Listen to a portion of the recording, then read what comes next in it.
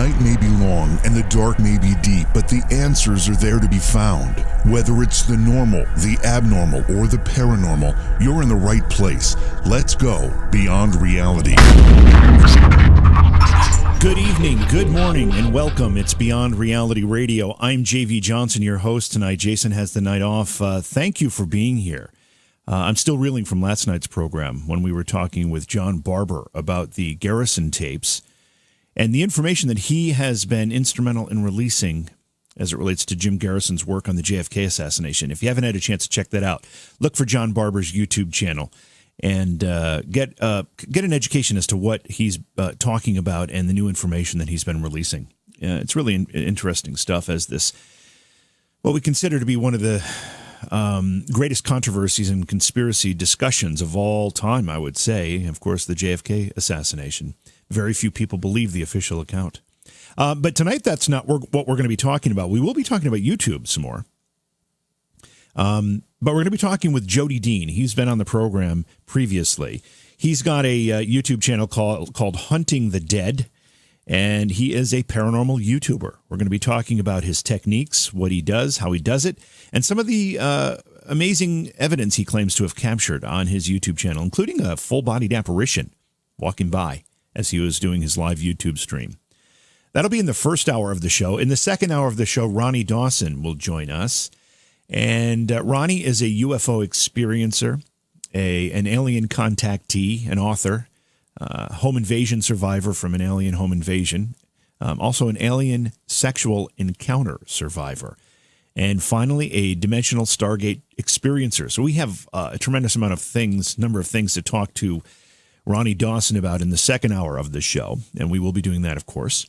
Tomorrow night will be a best of here on Beyond Reality Radio. And Monday, Jason McLean will join us. Jason is a biblical paranormal researcher. He'll be talking about the existence of UFOs and cryptids like Bigfoot that actually validate the narrative that's found within biblical texts. That'll be an interesting discussion. Tuesday night, Brian Keating, an astrophysicist, will be here to talk about the biggest questions. Now, what are those questions? Things like, how did the universe begin and evolve? How will the universe end? How did life begin? And how did consciousness arise? I'd say those are pretty big questions. That's Tuesday night's program. So you can see we've got a great week ahead of us as well. If you get a second and you're listening to this show on radio or as a recorded podcast, jump over to the YouTube channel and just subscribe to it. It's JV Johnson on YouTube. If you need the full address, it's youtube.com/C, the letter C, /JV Johnson, and you'll find a whole archive of paranormal stuff there, plus some other things that we post and do. And you'll get, if you click the little bell icon, you'll get notifications of when we broadcast live or upload a video. Also, swing by the Facebook page, JV Johnson on Facebook, and Beyond Reality Radio on Facebook. A lot of great stuff going on there as well, and we appreciate you being part of it. So we're going to take a break, come back, and when we do, we'll have our first guest, Jody Dean, paranormal YouTuber, coming up on Beyond Reality Radio. Scaricon New England, the fan convention for all things pop culture, horror, and paranormal, is almost here. June 7th through the 9th at the Sheridan Hotel and Conference Center, Framingham, Massachusetts. Scaricon brings an amazing group of celebrities, including Cassandra Peterson. You know her as Elvira, Mistress of the Dark. Elvira. Heather Langenkamp, Amanda Wiss, and Lisa Wilcox from the Nightmare on Elm Street films. Plus, a 40th anniversary cast reunion and screening of the cult classic Phantasm. And many more. Scaricon also features panel discussions, film screenings, great vendors, and parties. It's a weekend of fun from start to finish. For more information, visit Scaricon.com or check us out on Facebook. Use the promo code BRR at checkout to save 25% on your admission. That's Scaricon.com. Scaricon.com. Scaricon New England is being held June 7th through the 9th in Framingham, Massachusetts. Visit the website today. Use promo code BRR with your ticket purchase to save 25% on admission. Just confirmed Billy Zane from Titanic. Our guest, first guest anyway, tonight is Jody Dean. Jody is a returning guest to the program. He's a paranormal investigator, and he's taken his investigations to YouTube. His YouTube channel is called Hunting the Dead. His website is HTD for Hunting the Dead, the number 4 life, HTD4life.com. Jody, welcome back to Beyond Reality Radio. Great to have you here. JV, how are you, man? Thanks for having me back. I'm doing great. What have you been up to since you've been on the program? Oh, man. lots happened in that time, but I remember that episode very well. I enjoyed it. A lot of people enjoyed it. Since then, the channel has grown pretty crazily. About to hit 7 million views here. Wow. And that's really just a little under 2 years of posting my paranormal stuff on YouTube. So it's been a ride. Yeah, that is quite a ride. I mean, I dabble in YouTube myself, so I know what those numbers mean. What's your secret? Is it just because there's so many people interested in the content, or are you just a masterful promoter?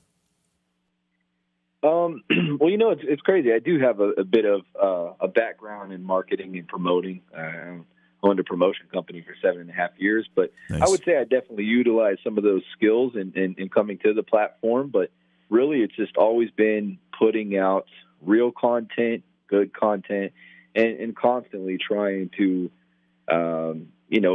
capture the most compelling paranormal evidence. And I've been very fortunate, man, to really document some amazing stuff. And I think that's what it is. It's just like how they say in the music business: if you got a hit song, it sells itself. And I don't think YouTube's too much different. If you got the right stuff out there, man, they'll come. And I've been blessed to have them come to my platform. So. Yeah, you've been doing it a couple of years, but you've been a paranormal investigator and interested in the paranormal for longer than that. How'd that get started for you?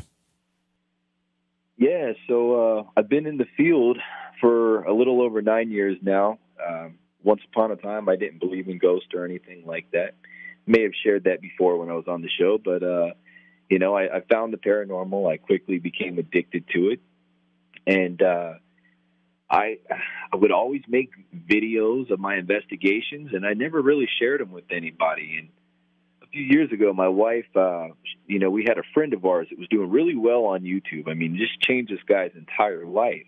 And she said, I bet people would really dig what you do. Why don't you start uploading it? And that's, just that small little talk, it made me start a channel up, and just like anything I do, I take it really seriously. I came to the platform and, just found a bunch of people like myself that love the paranormal, and we live it, we breathe it, and that's pretty much how this ride has went, man. Yeah. When you did your initial paranormal investigating, did you do that in a group, individual, by yourself? How did you normally go out and do that?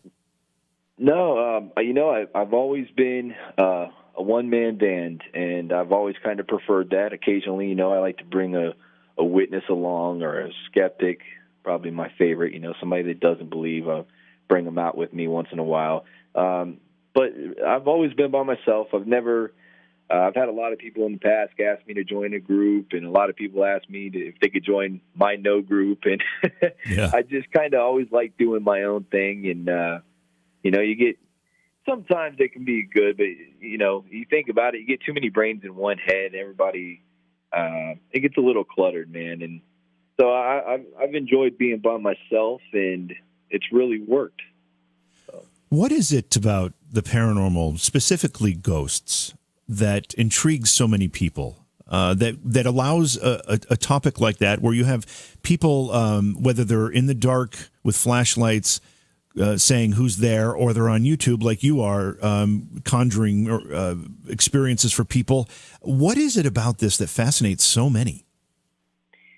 I think it's like skydiving, man. People get a rush from it. I think there's a secret rush for everybody about it, knowing that there could be things among you, which now I know for a fact that there are. But let's just say for the people that don't, or people that think there's spirits around them, or are not sure, I think that, thinking, knowing that something else could be there, listening to you, watching you. We've all got that feeling before, man, where you feel like you're being watched.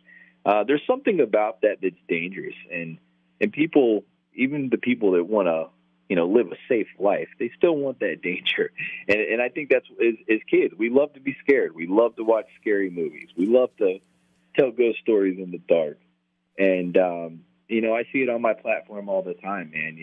People will say, oh, that scared them so bad, but they keep coming back. They want more, and they always want you to push the bar. So it's a rush, I think, for a lot of people. It's a rush for me. I still get as excited today as I did 9 years ago when I captured my first EVP ever.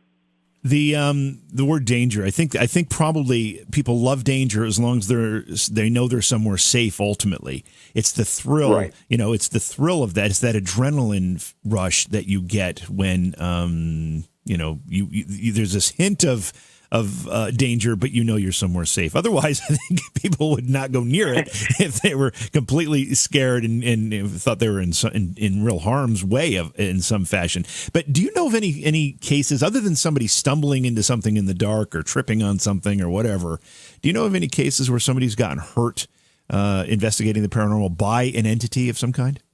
Other than maybe a scratch? Absolutely. I mean, besides myself, I've been really, really extreme, to the point to where, I picked up an agent this last year. He found me on YouTube. He liked what I did. Turns out this guy's produced tons of paranormal shows that are on TV, and he was the right guy to have on my side. And bottom line, we shot a pilot. We brought it to the network, and they loved me, but they said what we did was just too extreme. And that's kind of the rap that I've got in the field, man, is I'm an extremist. I'm a provoke to invoke. I'm the type of guy that's going to crawl in an incinerator and do an EVP session in a place where people have been cremated. I just don't wear a bulletproof vest, and I go in to go hard. But I think that, there's something about this that is appealing to people when you're doing it like this, because there's so much stuff out there that's just almost all the same nowadays in some aspects. A lot of the stuff that's running on TV is great, but if you go to the YouTube platform, I mean, it all looks the same. So. Mm-hmm. Your first real experience was capturing an EVP. Tell us how that happened. Yeah, the first experience capturing the EVP, I don't remember if I talked about this before, but I went to a cemetery, and it was just a cemetery that had all these haunted claims. And what actually got me interested to do it was I was watching shows back at that time, like Ghost Hunters, I believe Ghost Adventures, whatever was on TV. And I didn't really believe in the paranormal, but I would watch the shows because they were interesting. So I said, I'm going to grab a digital voice recorder, and I'm going to go see for myself if I capture any of these things these guys are calling EVPs. So I go to the cemetery, and, it's a couple hours in, and not a lot is happening. But all of a sudden, I get this urge to just break away from my wife at the time. I said, honey, just go to the car. I'm going to go over here and I'm going to just do my own thing and see if that makes a difference. And I ended up by this memorial for like a Marine, you could say. And I asked questions that would relate to, maybe how he served in the service. And I got my first response when I asked, did you serve in the war? But I didn't know it because I heard it. I just all of a sudden felt this energy rush up on me. I got the chills like I had never had before. And I felt like there was something that I didn't understand that just came to me. Well, when I played back the recording, you could hear a response to my question. And there was nobody standing around me. It was just me. I said, was there anybody here that served in the war? And you hear a guy's voice just say, yes. Oh, wow. Yeah. Still to this day, man, I won't forget the tone of this voice. And I think that really said a lot, that it had tone to the voice. And that was so appealing to me. It was like, it's my first time ever going out doing this. And I captured one of these voices.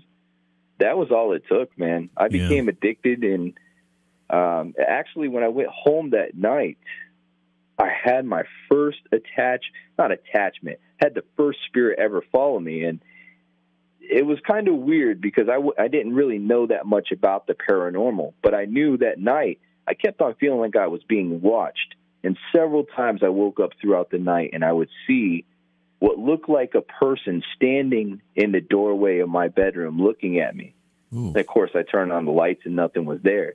But not only could I see it, I could feel it. And there was something about it. There you go again. It felt dangerous. It was a rush. It was exciting. And here we are 9 years later. Yeah. The some people seem to have a better ability to connect or see or even attract some of this activity. Do you think you're one of those people? I do. And not to blow my own head up, I think there's lots of people out there like that. But I do think that there are certain people that have more of a gift than others. Like, I think there's people out there that just have it, and I think there's people out there that have to develop it. And I feel like the way it took off for me and how quickly I became to feel their energy and notice it and feel their emotions and see things, it was like once I opened up to it, it opened up to me, and it's been a roller coaster ever since. I mean, still to this day, I still have new things happening to me, but I can feel it as soon as I walk in a location. It's almost like I know which room to go to. All of a sudden, I can feel who I'm dealing with. I got a name coming to me. I've got a visual of what they looked like in their living life, how they died. My chest will start hurting, and I'll feel that maybe they died from a heart attack.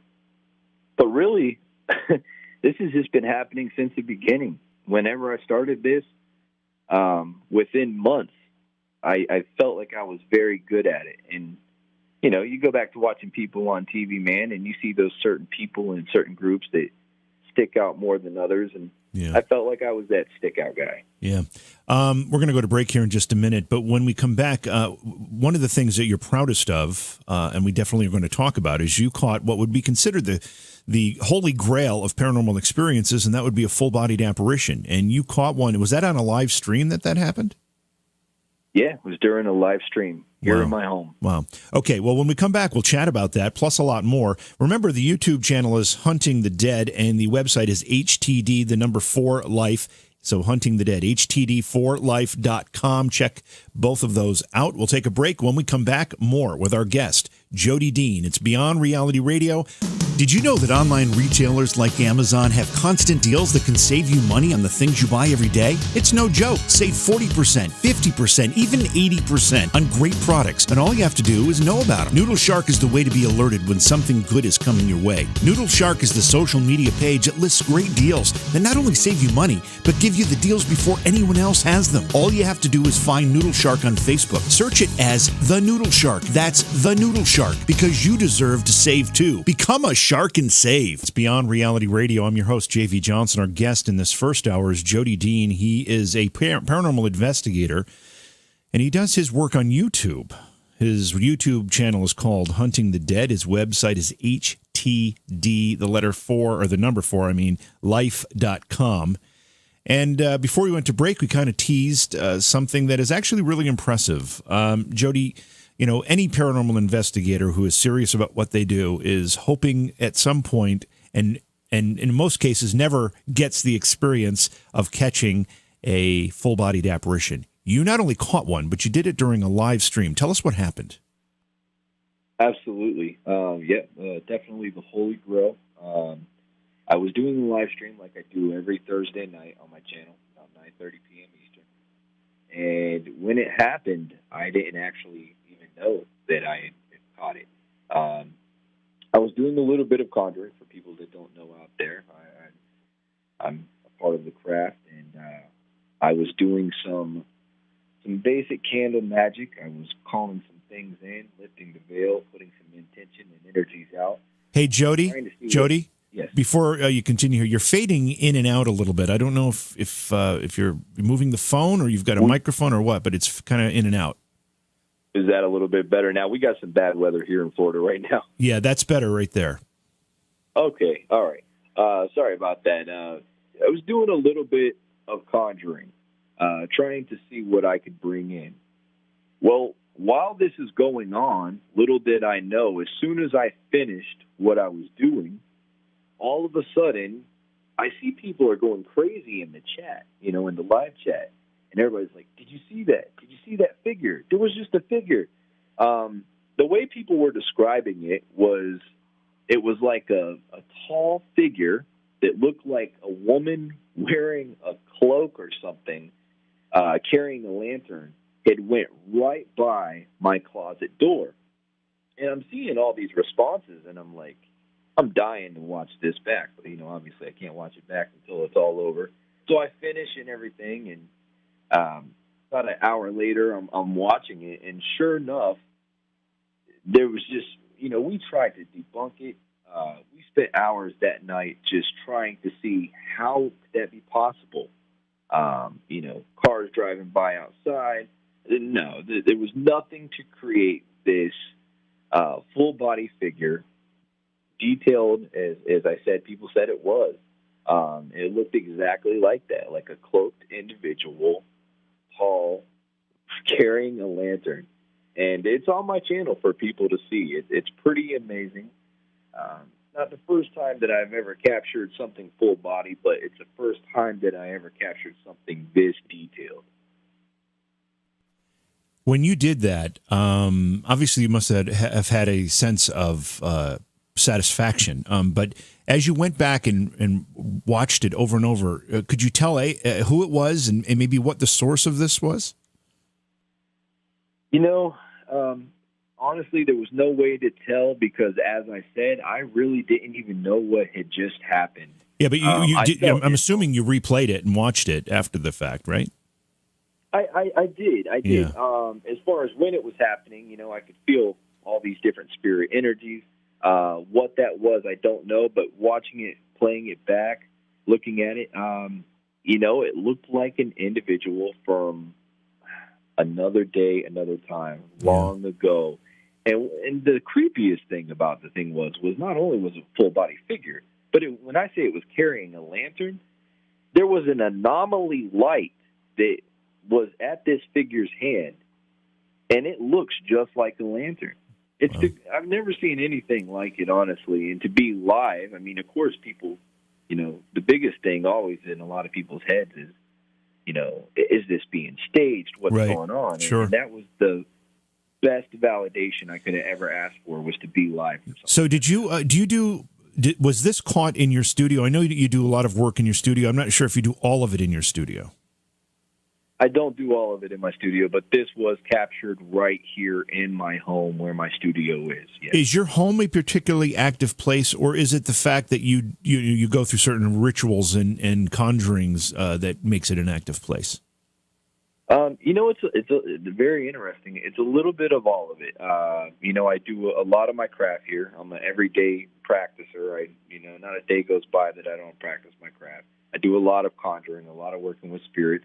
But then I have a lot of objects here, antique objects, some that are a little scarce to many. A lot of things that I believe to be haunted, a lot of things that carry energy.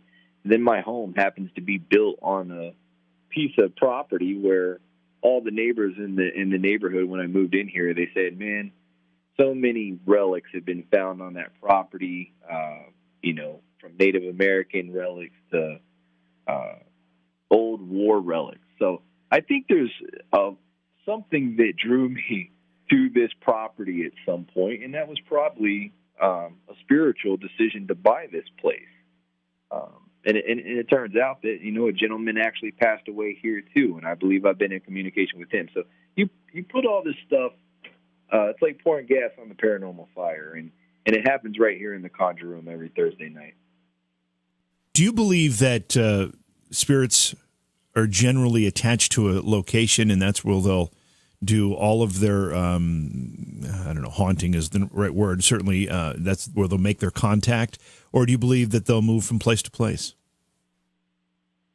I believe that they can move place to place. I believe that a lot of spirits realize that they're intelligent, but I think that a lot of spirits don't realize that they can move on. And I think that's why maybe so many houses, so many homes in certain places remain haunted, because, it's almost, you could call it residual haunting if you wanted to. They just keep on reliving the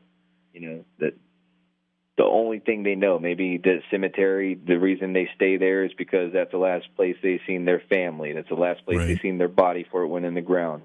The guy lived here all his life. He died here. Where else is he going to go? At least he feels maybe, okay, if any family were to come to see me, it's likely that they may come see me at the home I lived at all my life, you know? So I don't know. I think it's just a thing that they don't realize that they can do. And then I think there's spirits that probably do move around. Do you do anything different during your YouTube broadcast, YouTube live stream versus what you might do in a different investigation where there was no stream, or are you just pointing the camera and doing your thing? I do. It's a little bit different here at home because, you know, when I go to certain places, I feel it out what I'm allowed to do. I know if I'm going to somebody else's house, I need to be careful because I know they need to live there. Whenever I'm here, I know what I can deal with. I know how to handle these things. So it's gloves off, and things get pretty heated up here. I mean, there's nothing I won't do to get to where, you know, I'm trying to get to, accomplish what I want to accomplish. So when I go out in the field, you know, unless I have that permission, I, you know, kind of keep it contained. I know how to be a good little investigator when I need to be, but, you know, I prefer to go out there and push all the buttons I can to get, you know, the most craziest responses. And I think that's really what's grown my channel the way it has, because I've done it in such a different way. And, you know, you got those videos that I have to tune it down a little bit depending on where I'm at. And then everybody knows, okay, well, if it's Thursday or a Tuesday night and I'm streaming, then, you know, we're going to take the gloves off. Do you find you get a lot of, I don't know what better word to use other than haters? Any kind of social media platform or online platform, it seems to give people a lot of courage to say rather inappropriate or mean things. Do you get a lot of that? I do. Absolutely. I almost think it's probably impossible to come to the platform and expect not to get it. The way I've described it, you know, to a lot of my people, because a lot of my fans and people, they get really offended when they see others come in to live streams or leave comments that are negative, is, hey, guys, look, you could walk a perfect line. You could talk perfect, look perfect. People will find a way to put on their hater uniform and go to work. And yeah, I'm probably one of the most hated on the platform.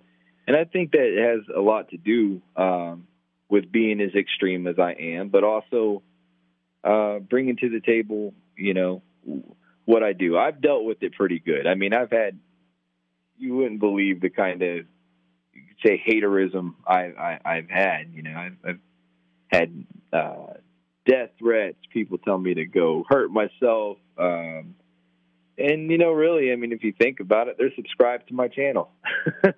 Yeah. You know, I mean, I've seen it on, since last year when I was on your show, I've seen some of the same haters I had back then still watching me now. So, I mean, really, what does that say? Oh, Right. I hate his guts. I wonder what he posted today. You know? Right.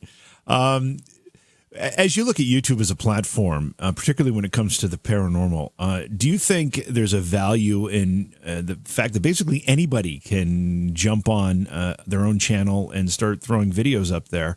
Is that a good thing, or does that create a lot of fluff in the category? No, that's something I talk about a lot. I think it's a good thing and a bad thing, but it's probably more of a bad thing in all actuality, because especially when it comes to the paranormal, since it's about paranormal, I'll try and take it there. For example, there's a lot of prank YouTubers in the last years that were doing nothing but prank videos that realized how hot the paranormal scene is, and now all they do is paranormal videos, but they're not real. They're fake. So what does that do, you know, for people like me that live and breathe this and others out there? It creates a dirtied up platform because nobody knows what to believe. And that's why you have a lot more haters, because they're used to being shoveled a certain something. And some of these guys, you know, they don't even try and hide it. Like they want you to know they're faking it. It's the weirdest thing. So I think it should be limited, man. I think that there should be at some point more of a screening, depending on what you're doing, because that probably won't happen for the paranormal. But, you know, this situation works in so many different aspects. There's people coming here, starting up channels that you can call them fake news, fake paranormal investigators, fake this or fake that. It's just a cluttered up platform at the moment, but it's also good because anybody could come to this platform and change their whole life. I know people that have become millionaires from their YouTube channel. I know people that lost their homes and lost their cars, and within 3 months they were, had a home paid off. So it's a benefit, and it's also a problem nowadays. Do you are you familiar with the changes that YouTube has made recently regarding topics like things that would be considered paranormal or conspiracy or controversial at all? They've throttled them back a bit as far as how they can be promoted and how they will show up in recommended videos. You familiar with what's going on with that? Yeah, absolutely. I will say this, surprisingly, my channel has not been hurt by it yet. I don't know if that could come in the future. I know other people that have been hurt by it. I think one of the hardest things that's come to the platform that's really hurt a lot of YouTubers is YouTube not letting certain people's videos be monetized. They are demonetizing a lot of videos depending on what the title is, what the thumbnail is. Yeah. Again, surprisingly, my stuff being pretty extreme, I've got over 700 videos on my channel, and I can count, probably only 20 are demonetized, which is, I would have thought it would have been a lot more because, I do have some pretty out there stuff, but at the same time, it's not that bad. I'm actually glad they do that because, my following is a lot of 18 to 40, but there's a lot of YouTubers out there, no matter if they're adults or not, they're following or kids. So I think it's a good thing that they're doing it. And we just need to be more conscious about what we're putting out. So what else do you have coming up? Anything non-YouTube related, TV, special appearances, anything like that? Yeah, I do. I'm going to be on season 2 of Paranormal Caught on Camera on the Travel Channel. I actually, I mentioned earlier, and I kind of should have asked you to repeat your question because I think I got lost in telling you about something else. But in January, we had submitted a pilot that we had shot, and they said they loved me. They wanted us to go back to the drawing board and come up with something else. And we've done that now, and it seems like that's going in the right direction. We don't, have any confirmation if it's going to air, but, we've had a budget released, and I think that that's a big deal right there because, it's usually you shoot the pilot, and then they'll say, hey, if they're going to release the budget to shoot a season, and then that season has to go in front of a board and say if they're going to run that. So we're past the pilot stage, and it looks like we're moving forward with something. So there could be a show in the future. I'm not sure. You can only say certain things about that. But I do get the appearance on Paranormal Caught on Camera, and the channel's doing good. So my main focus is YouTube for right now. And what do you recommend for people who are just getting into the paranormal and they just want to start paranormal investigating? We've got, about a minute here. What kind of recommendations do you give them? Try and watch as many videos, learn as much as you can about the field, how devices work, feel things. Don't pay attention to everything you see and everything you hear. What do you feel? Do you feel that that's a loved one? Do you feel that that's evil? Really try and hone in on what you feel because that's everything. That's how I started out. I felt things so amplified, and I think that was what led me in the direction of being a strong investigator. Because if you show fear, then you could have paranormal problems, and you'll be calling me. And one more time, give out the YouTube channel, your website, and anything else you want people to know that they can reach you at. My YouTube channel is huntingthedead.com. That'll take you to the front page of my YouTube. As you mentioned earlier, htd4life.com will take you to my home website where I got merchandise and I book sessions and other things like that. And, it's pretty easy to get to. Jody, thanks so much for coming back to the program. Our second hour will feature Ronny Dawson. And Ronny is a UFO experiencer and alien contactee. He's an author. He's also an alien home invasion survivor, an alien sexual encounter survivor, and a dimensional Stargate traveler or experiencer. We're going to bring him in just a few moments here on the program. I'll look ahead for you. Friday night, we always have a best of, and Monday night, Jason McLean will be here. Jason is a biblical paranormal researcher. He says the existence of UFOs and cryptids like Bigfoot actually validate the narrative found within the biblical texts. And then on Tuesday, Brian Keating, who's an astrophysicist, will be with us to talk about the biggest questions facing man. Things like, how did the universe begin and evolve? How will the universe end? How did life begin? And how did consciousness arise? Very, very deep questions. And that'll be Tuesday night's program. So a lot of great stuff coming up. Stop by my YouTube channel if you haven't done that. It's JV Johnson on YouTube. My Facebook page is also just JV Johnson. Stop by both of those places, like and subscribe.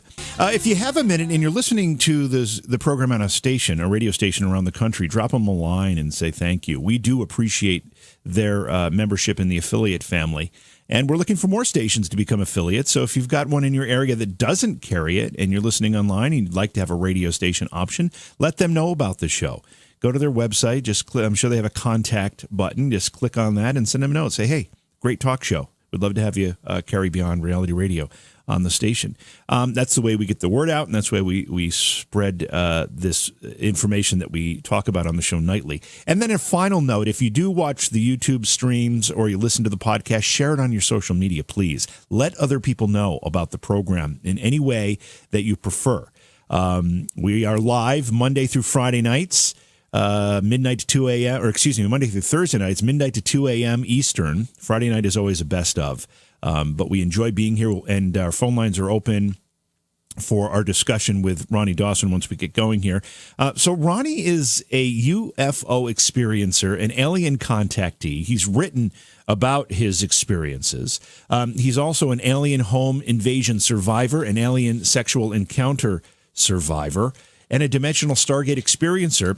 His book is called Ronny Dawson UFO Story, Alien Proof. Ronny, welcome to Beyond Reality Radio. It's a pleasure having you here tonight. Well, thank you, JV. It's good to be here. I'm live tonight from Ranger, Texas here. I'm actually sitting out in front of the house where the alien invasion took place. Oh, so you're outside in the same spot that you actually had the experience? It happened inside the house, but okay. I'm still living in the same house that it happened in. I never just moved out or anything like that. So. Well, as I introduced you, I mentioned a lot of different things. Alien contactee, alien sexual encounter, home invasion, all these things. Was it all in one single event, or did this happen over a period of time on several different occasions? It's happened on several different occasions. It's been happening since 2009. Up until August 2017 was my last encounter. August 17th of 2018? 2017. Oh, I'm sorry, 2017. Okay, and it started in 2009. And how frequent would these things occur to you? How often would these visitors show up? I pretty much see something every year, about every year. Once a year? Sure, sometimes I go a year without seeing anything, and usually you never know what to expect, and you kind of let your guard down, then all of a sudden, boom, there it is again, you know. Ronny, do you live alone, or did you live alone at the time these things started? I lived alone at the time of the alien home invasion. I had a girlfriend, but she had student loans. She was going to college, so we couldn't really get married until she got her degree. Then we got married after she got her degree, and now they live with me at my home here in Ranger, Texas, the same home where the invasion took place. Yeah. So let's start with the very first experience you had, because obviously you probably never thought in your life that you were going to have one of these encounters, and then all of a sudden in 2009 you did. Tell us about that first encounter. Yeah, I work out in the oil field. I've been working out in rural areas most of my life out here, and I've seen everything you could see, and everything I've seen was explainable. And so I was kind of a UFO skeptic, really, in about 2009. It was shortly after the Stephenville, Texas mass sighting we started seeing strange lights moving around the trees and moving over the trees out in the middle of nowhere. I mean, there was no way it could have been drones or anything like that. There's nothing you could really explain it, and then they would just vanish. They'd go out. And it was like you couldn't work nights without seeing something. It was like no matter where I was at, and that's what it continued like that. It's almost like every night I went out there and worked, I seen something. And then finally, something that was really a wake-up call, because that was just mysteriously trying to figure out what these strange lights were. And then I seen a large array of lights. 3 lights broke off, and then I seen a blue beam go down to the ground. And I was driving my truck down the highway, and I was looking at all this going on, and then I looked at the blue beam, and inside the blue beam, about 30 feet off the air, was a cow in the light being lifted, and it was whipping its head from side to side. And, wow. Man, that was a big wake-up call there. Yeah. I'm going to back you up a little bit here. You said you would, as you were working, every night you would see stuff, and other people were seeing things. These were just lights in the sky? Yeah, they were strange. They were large areas of dim light that would come on, and sometimes they would sequence. Sometimes they would drop to the ground, sit a few seconds, and then pop back up 100 feet, and then another one might join it, and both of them disappear together. Then other times you'd see them gliding over the trees. And I was filling out MUFON reports almost every week, and I had a MUFON investigator out there. And he called me, and he goes, man, one passed out over the top of my head. He goes, what is that? I said, I can't imagine what it is. Ain't nothing I could think of could explain it. When you were seeing these lights moving around, coming down and touching the ground and taking off, were they close to you, or was it in the distance? I know Texas is rather flat in most places, so was it, you could see things at quite some distance. How close were they?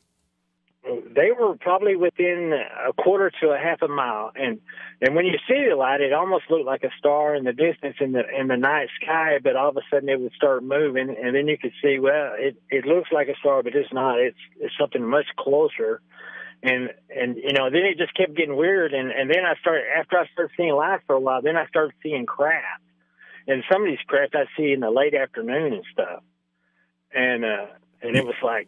And one of the craft I got a good look at during the late afternoon, it was still daylight.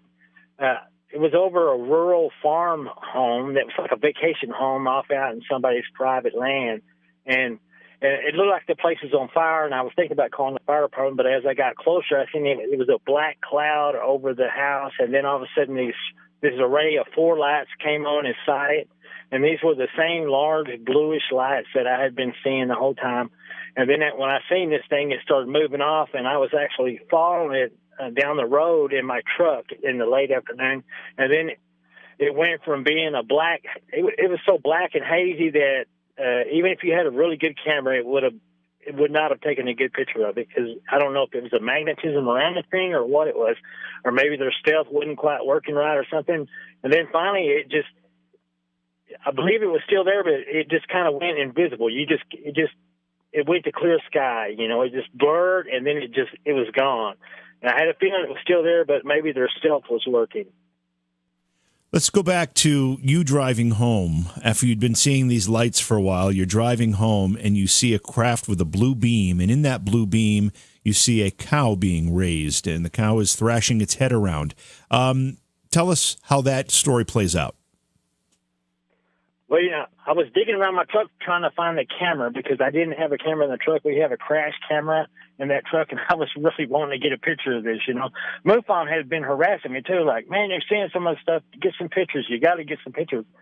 And so I was digging around the truck trying to find this accident camera, and then I was looking at what was going on, and I was digging around for the camera, and then there was also something standing on the ground. It looked like a bobblehead doll, and it had this green light around it. It looked like a really skinny human being with a large head. And all this was probably a quarter mile out in the field, and the Japanese TV actually did a story on this thing. They come out and to the original sighting location, and they did a 15-minute episode of Caught on Camera featuring this sighting here. And but anyway, I wanted to stop and watch it, but I was afraid I might be next, so it scared the crap out of me. So sure. I really just wanted to get the heck out of there at this point. and so and then it was like you'd always see something. I always see something. I work Wednesday and Thursday nights. So I only work 2 nights a week. I work 3 days and then I work 2 nights. And it was like you couldn't go out there on a Wednesday and Thursday night without seeing something, seeing some lights or seeing a craft. And so I came up with this idea that I'd seen a craft, that the one I was telling you about over the house, and then I'd seen another craft at night, and this time I had a camera with me. I was determined to get a picture of it. I seen it, and I acted like I didn't see it because I figured that if I'm watching them, they're probably watching me. And I grabbed this camera off my dash, and I jumped out with the camera, and before I could get the camera up, this thing tilted and just disappeared. Wow. I was so frustrated, man, trying to catch some evidence of this stuff. Yeah. You know, when you see it and you can't get the picture of it, it's just really frustrating, you know. But the thing was, that was 2 sightings in 7 days. So I contacted this buddy of mine named Alan Cecil. I said, man, you got to help me. He said, I've got this idea. I said, I've seen 2 UFO craft in 7 days. I said, I have a pretty good feeling that they're either following me, they're tracking me, or doing somehow or another. But every time I go out here, I'm seeing them. And I said, I want you to help. I had an idea. I had this 250 milliwatt green laser. It's almost like a classroom pointer. And I said, what I'd like to do is if we can get another craft, we'll shine this laser near the craft. You can video record me with the camera shining the light in this thing. We'll see if this craft's propulsion system will cause that light beam to bend. If the fabric of time and space is bent, I'm thinking that it would show that the laser light would show the bend as well. And he agreed to help me. And so we went up to his place, which is kind of up out on the edge of the country, and we heard some jets and didn't see anything. And then I didn't think we was going to see anything. And all of a sudden, he's the one that seen me. He goes, my God, look at that. What is that? And I looked and I said, that's it, man. So I started shining this green laser around this thing. I did not get the beam deviation that I was hoping to get.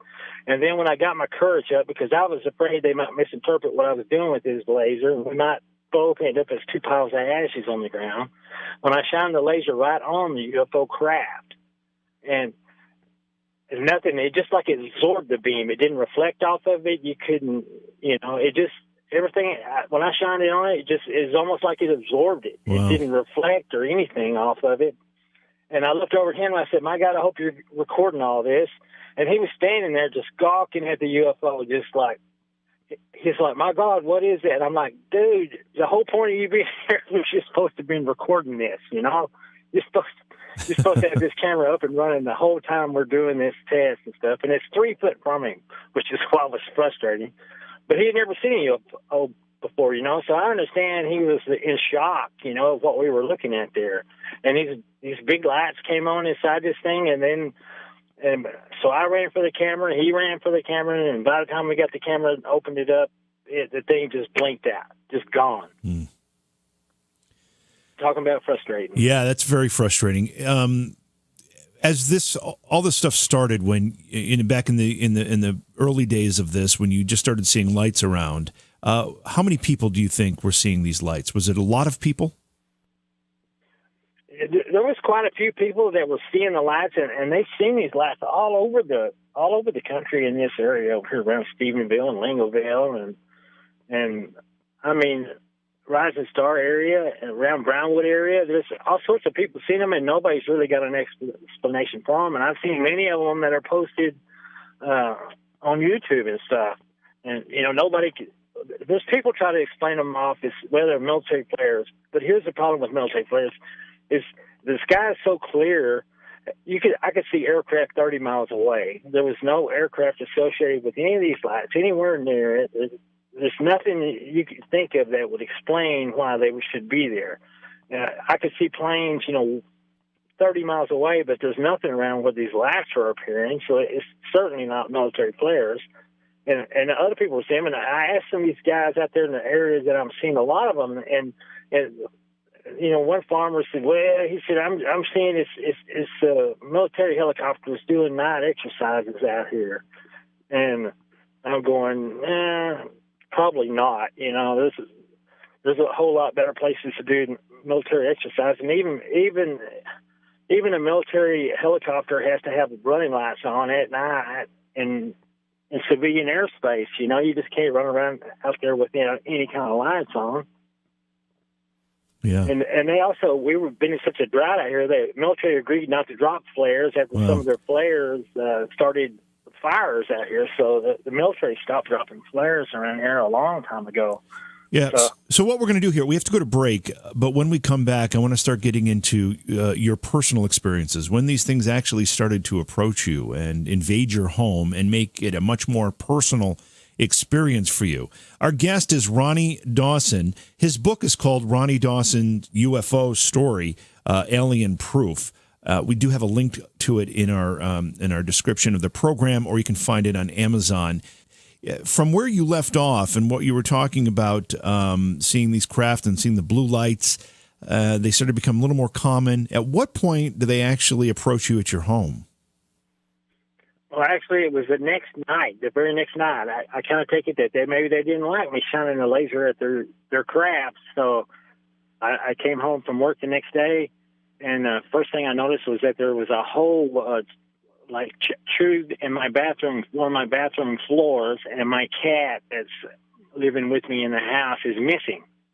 So I looked into the house, and I heard the cat, and I recovered the cat, and then I got some heavy tin and patched the hole, and I was really frustrated. I couldn't imagine how a declawed cat could even make a hole in my floor like that, but I didn't think anything about it. But I went to bed that night, and I always leave a bunch of lights on where I can go to the kitchen, get a drink, and I can go to the bathroom without falling over stuff. So I leave lights on.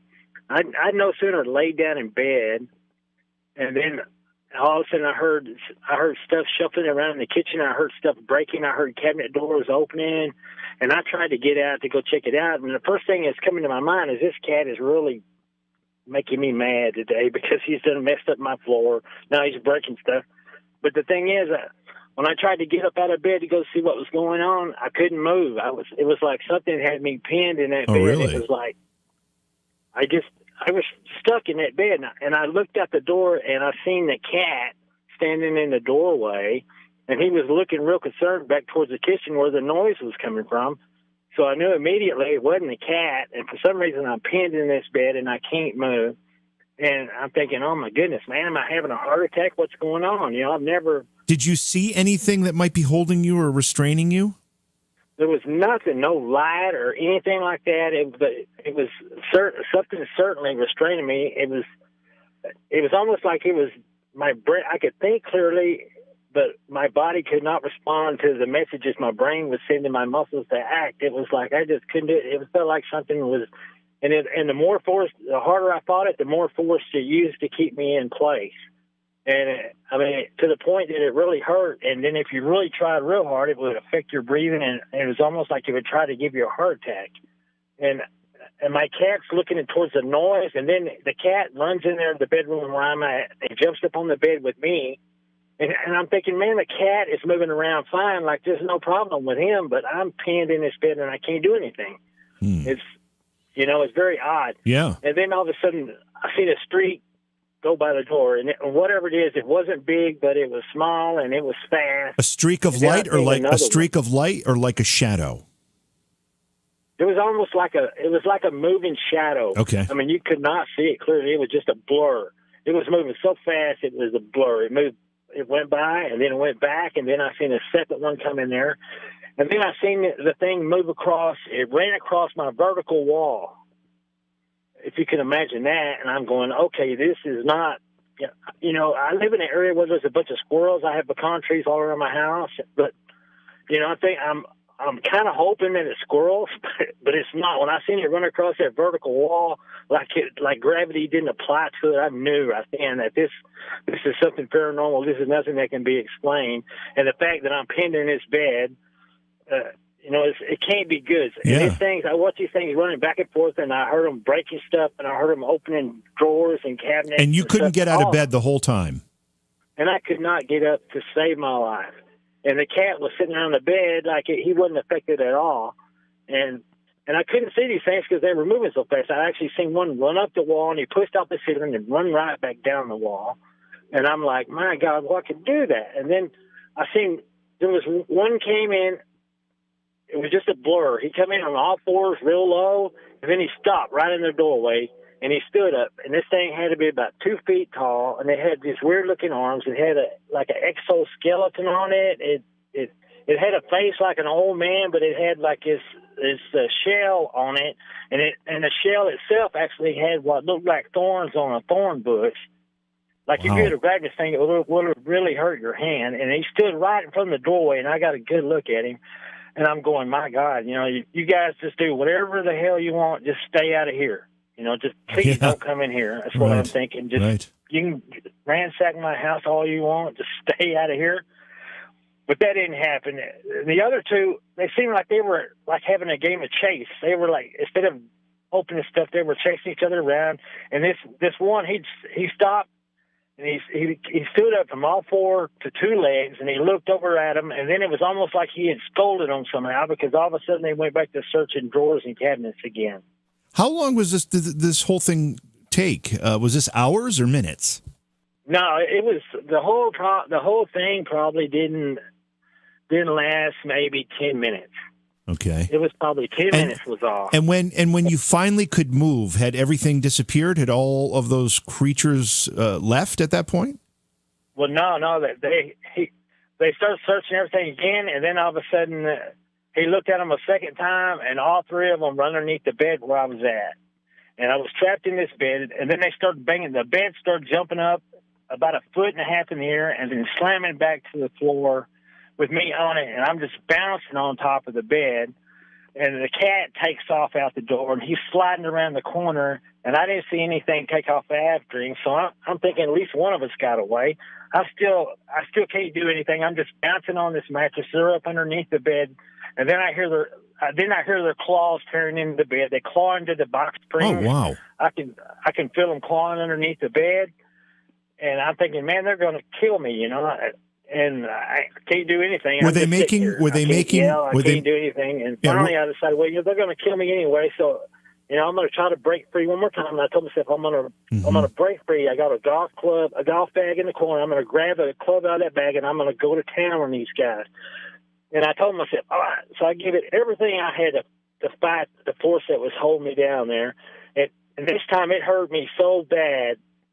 It was almost like I almost had a heart attack. Wow. I couldn't hardly breathe. It hurt my chest, and I just fell back, and I thought, I'm just completely screwed. Well, luckily they stopped clawing at the bed, and they stopped bouncing the bed. They got to the point where the laser was being kept, and everything went quiet.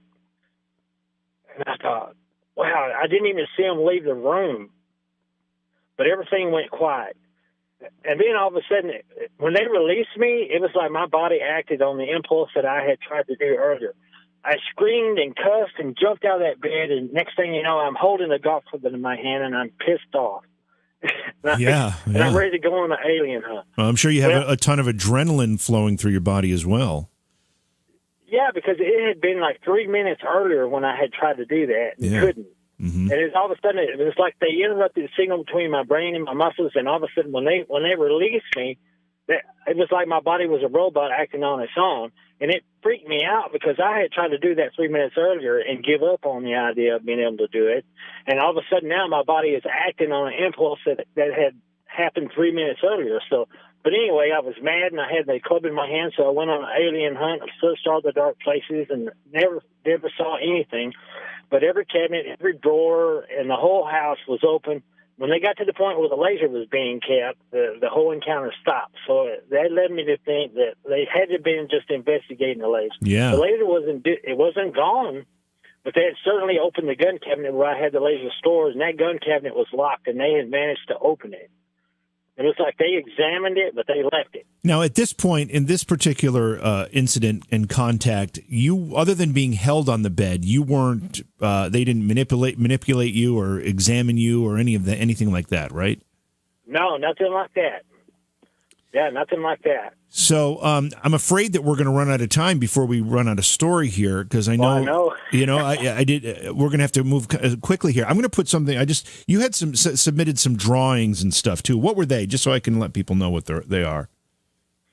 That was Yvonne Smith, a famous regression therapist out of California. I talked to her last year at the Roswell UFO Festival, and she encouraged me to make some sketches of the things that I could not get pictures of. Right. Okay. In my encounter, so that's what I did. Okay, so you had this first encounter. They were seems like pretty clearly they were just interested in that laser because you had used it and tried on them, and they wanted to know what it was, I suppose. What happens next? When does this start to get to to the point where they are actually touching you and really affecting you personally? Well, it was after that encounter. It was 1 year later. I hadn't seen anything for a whole year, and all of a sudden I was down in Coleman County working nights, and then all of a sudden the craft approached me, and this time it scared the hell out of me. I mean, it came right on top of me. Big light came on underneath it. I seen something staring out of the compartment underneath it. It backed off. A military jet flew over, and about 10 minutes later, there's a mile-long mothership flew right over the top of my location. I watched it. Took 3 seconds to pass over. It looked like solid rock on the bottom of it. It had burn marks. It had craters like you'd see on the moon surface on it. And this thing was massively huge. And it was a V-shaped craft, and each leg of the V was probably a half mile long, and it took about 3 seconds to pass over. And I actually got a portion of some of the pictures you'll see are pictures of that big craft that I caught in that flyover. When this thing took off, you could see the wind, it caused a vacuum in the air. It left so fast, and it went about a mile away, and then it banked back toward me. And this time, when it banked back toward me, I could see the surface of it. And it looked like a city built onto the surface of this thing.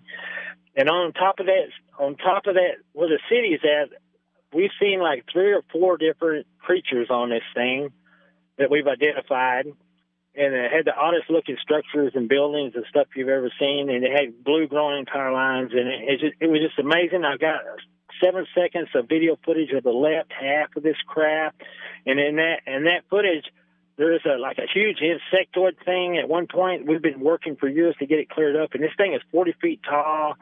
And it almost looks like a T-Rex, a giant T-Rex, except it has arms that come out of its back. And the arms are so long that if this thing could reach through your windows and pull you out of your house if it was here on planet Earth walking around. And it's scary stuff. Wow. I mean, you must have been particularly frightened. I mean, these things, first of all, you don't ever expect this to happen to you. And then to have the first encounter and then have this continue like this, it must have really frightened you. Actually, I thought I was fixing to be taken away. I really did.